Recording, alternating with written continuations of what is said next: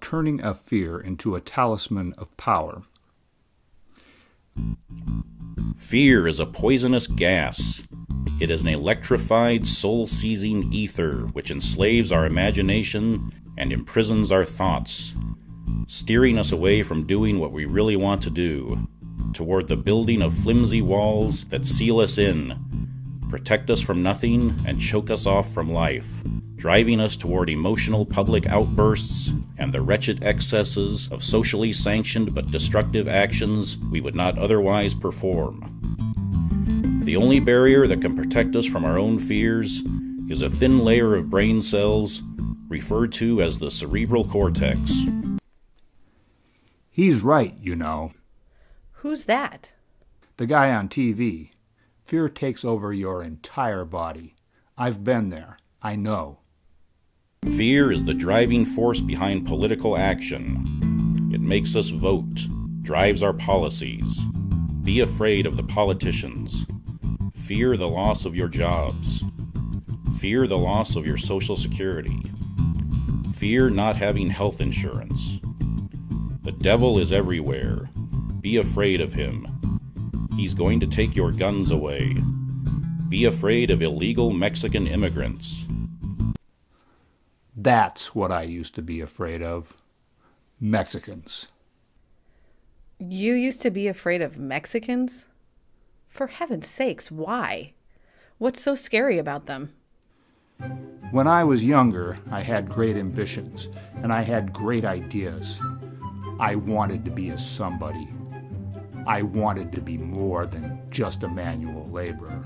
I wanted to be a doctor. But at that time, I was afraid of the bright and colorful ponchos of Mexicans. I had a fear of their heavy black mustaches, the chilies that they ate, the tequila that they drank, and the music that they played. So you used to be a bigot. What happened? You said that you were afraid of them at that time. How come you're no longer afraid?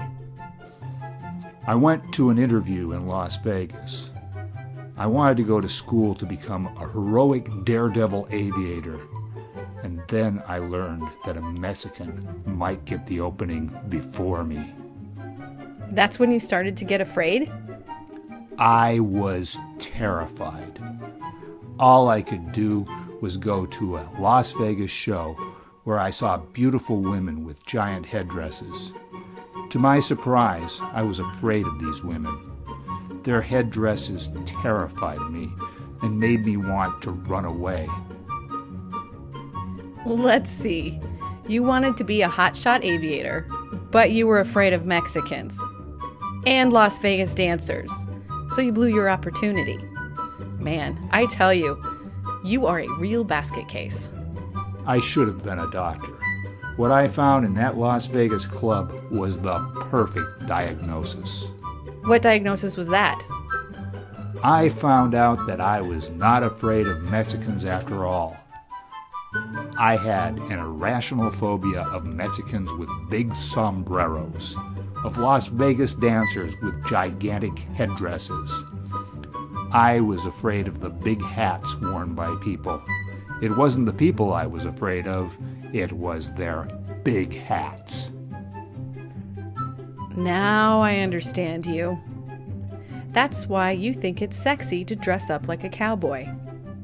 It's the big hat. For you, it's a power symbol, a sign of sexual and social potency. You have turned what you used to fear into a kind of talisman, an object of magical power.